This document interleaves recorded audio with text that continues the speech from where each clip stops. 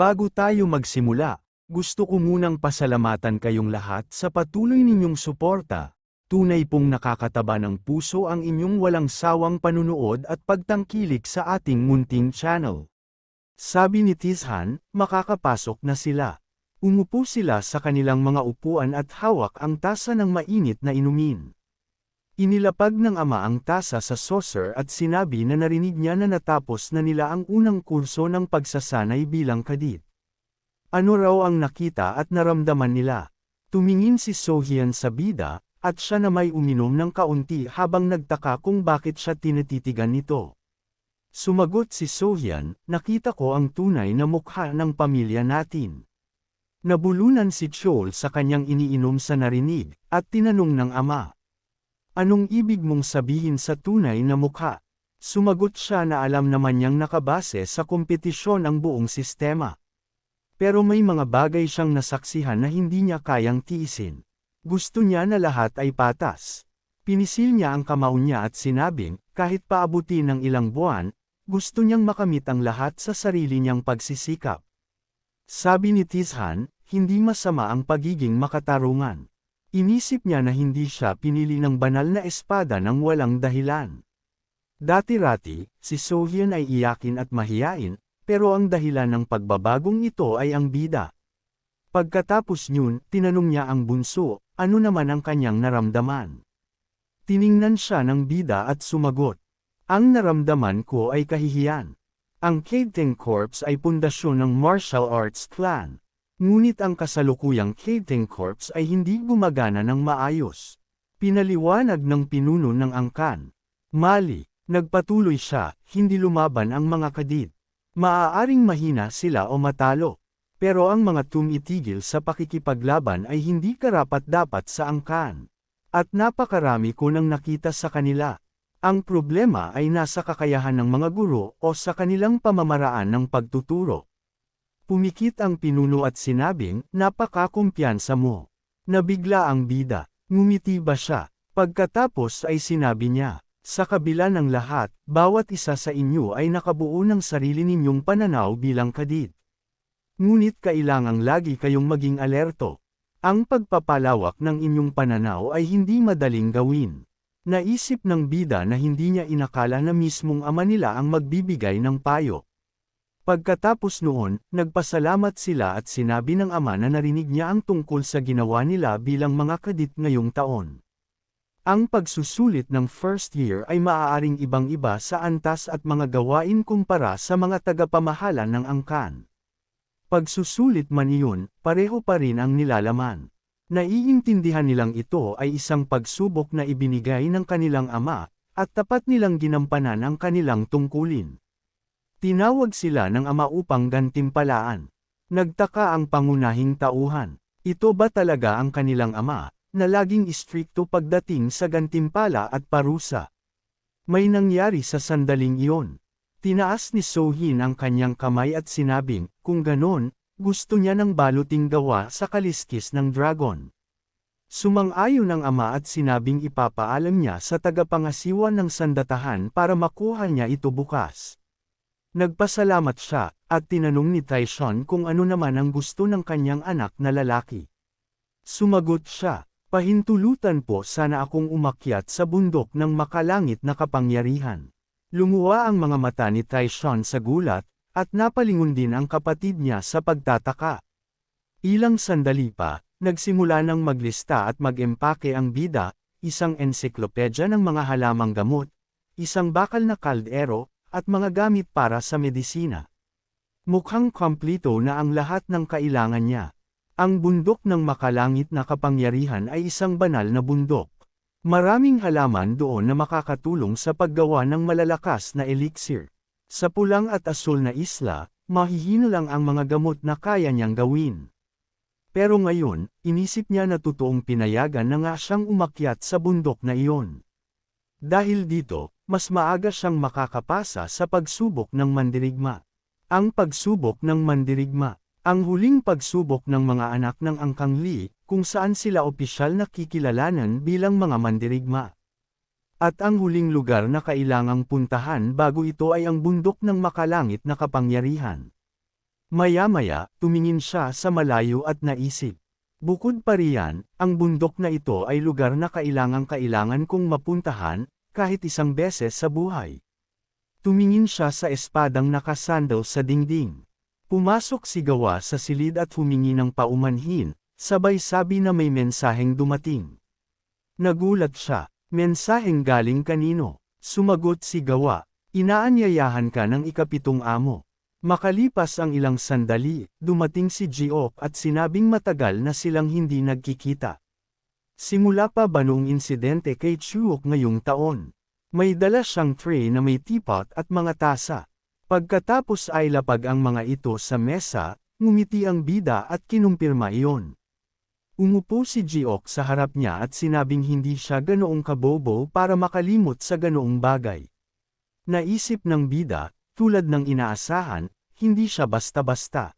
Ang simpleng usapan sa pagitan ng dalawang magkapatid habang nagkakape ay isang natural na pagpipilian ng lugar. Mas madali pang harapin ang lantad na pagkapuot kaysa sa hindi inaasahang kabaitan.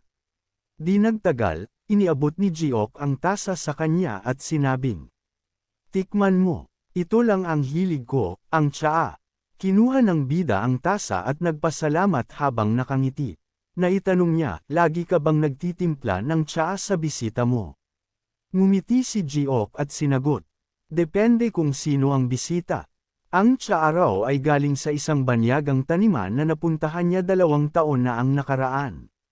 Napansin ni Joel, bida, na kahit ilang lagok pa lang, hindi pa rin siya dumidiretso sa punto. Alam na alam niya kung paano kontrolin ang sitwasyon.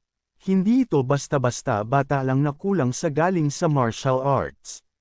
Tama na ang pangungupkup. Ibinaba ni Jayhawk ang tasa sa platito at sinabi na ang dahilan ng pagtawag niya ay may kinalaman sa nangyari sa pagsusulit. Alam ba niya na ang insidenteng iyon ay pinlano nila ng ika-6? Sumagot ang bida, "Alam ko." Sabi ni ika-7, "Kung ganon, magiging mabilis na lang ang pag-uusap nila." Hindi niya intensyon ang nangyari.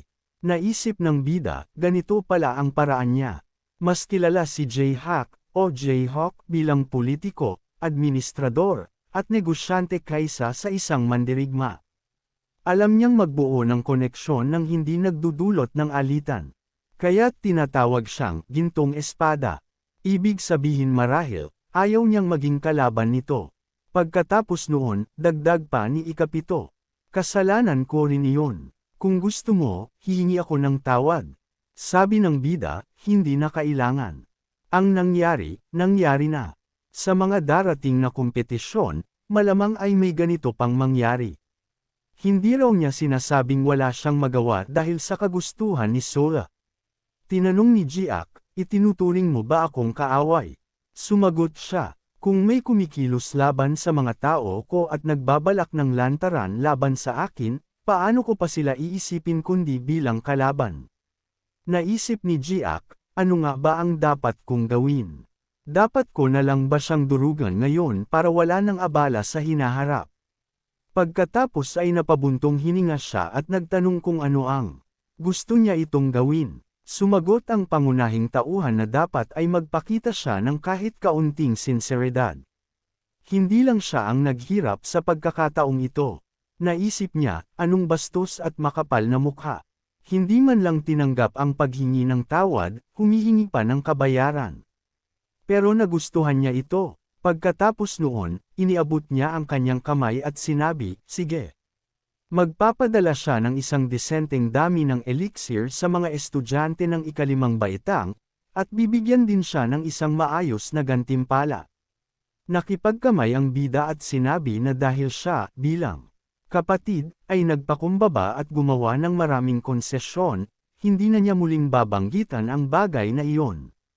Sumagot ang kapatid na akala niya ay siya ang kapatid na pinakamakakaintindi sa kanya. Sabi ng bida, "Hindi ako sigurado dyan." Hindi nagtagal, tumayo siya sa kanyang upuan at sinabing oras na para umalis. Nakakrus ang braso ni Jack at sinabing, "Isang payo lang, mag-ingat ka sa ika-6. Di tulad ko, hindi kanya gusto." Sumagot siya na wala namang kaso. Hindi rin naman siya mananatili sa bahay sa loob ng 1 taon. Maya-maya, sinampal ni Huon ang kanyang anak na babae. Bumagsak si Sola sa sahig at nagulat. Ina, sumagot ang ina, huwag mo akong tawaging ina. Hindi kita pinalaking maging talunan. Hinawakan ni Sola ang damit ng kanyang ina at sumigaw. Maari ko pong ipaliwanag ang lahat. Hindi ko ginamit ang misyon para tumakas. Pero sinabihan siya ng kanyang ina na tumahimik. Ang ginawa mo ay pagtakas. Isang bagay na kailan may hindi dapat ginagawa ng mga inapo ng Angkang Lee. Kung tunay kitang anak, hindi ko palalampasan ito. Habang pinagduduran ang mga kuko niya sa sahig at nanginginig ang katawan, sabi ni Sola. Hindi ba niya kayang akuan ang responsibilidad sa nangyari? Ipinatong niya ang kamay sa kanyang dibdib at sumigaw. Pwede ko na ba siyang durugan ngayon? Sumagot si Han. Hindi mo talaga naiintindihan. Kung pwede lang, hindi kita pipilitin ng ganon. Nagulat si Sola, ano? Sagot niya, yung makong na yon ay pupunta sa bundok ng makalangit na kapangyarihan ng 1 taon. Kung sana ay naayos pa ito, pero sinira mo na. Sa ginawa mong ito, nilaglag mo lahat ng direktang inapo. Kapag ipinakita mong muli ang ganitong kahabag-habag na anyo, hindi basta sampal ang aabutin mo. Pagkatapos ay lumabas siya ng silid. Nakatayo pala si Jack sa likod ng pader sa buong oras. Pagkaraan, sumilip siya sa silid at nakita ang kapatid niyang babae, may dugo sa mga daliri habang kinakamot ang sahig at sumisigaw. Papatayin ko talaga siya. Muling nagtago si Jack sa likod ng pader at naisip na masyado talagang malupit ang kanilang ina. Pagkatapos nito, magiging obsessed si Sola sa pagbabayad ng kanyang kasalanan. Tingnan natin kung sino sa kanilang dalawa ni Chol ang mas mahalaga. Inaasahan na niya ang kinabukasan. 1 taon mula ngayon, sa araw ng pagbabalik ng taong iyon. Samantala, nakaupo ang bida sa likurang upuan ng kotse at nakatingin sa harapan, nagtataka. Nasa tapat niya si Choi at sinabi nitong swerte sila't nag-cruise ang mga landas nila. Naisip niya, nandito si Crow, ang butler. Sabi ng butler, panandalian lamang akong sasama sa'yo, young master. Huwag kang ma-pressure. Nagtaka siya, anong ibig niyang sabihin? Sagot nito, panahon na para ayusin ang mga puntod ng ating mga ninuno bago ang Lunar New Year. May kailangan din akong iparating sa tagapangalaga ng bundok ng makalangit na kapangyarihan. Sasamahan lang kita alinsunod sa utos ng pinuno ng pamilya. Ngumiti si Shoal at sinabing, ayos. Buti na lang at hindi ako mag-isa. Naisip niya, anong pagkakataon naman ito? Parang hindi totoo. Bagaman ang hitsura't enerhiya ni Choi ay katulad lang ng ordinaryong tao, hindi siya pangkaraniwan. Isa siya sa mga pangunahing pinuno ng angkan, mas mataas pa ang ranggo kaysa sa karamihan sa mga elder. Hindi niya maisip kung gaano kalaki ang agwat sa pagitan nila ng butler. Pagkatapos ay nagsalita si Joy. Ngayon ko lang naalala, narinig kong mananatili ka muna sa bundok ng Angkang Lee bago ka umakyat sa bundok ng makalangit na kapangyarihan. Pwede ko bang malaman kung bakit? Nangamot siya ng ulo at ngumiting alanganin habang sumasagot. Balak ko kasing dalawin ang libingan ng pamilya, dahil ito ang unang hakbang ko palabas ng angkan. Pakiramdam ko, tungkulin kong magbigay galang sa mga ninuno. Naisip niya na maayos at kapanipaniwala ang dahilan. Gusto rin niyang ipakita na kahit siya ay isang anak sa labas, dumaan siya sa tamang proseso upang magpakita ng respeto. Sumagot siya tulad ng inaasahan.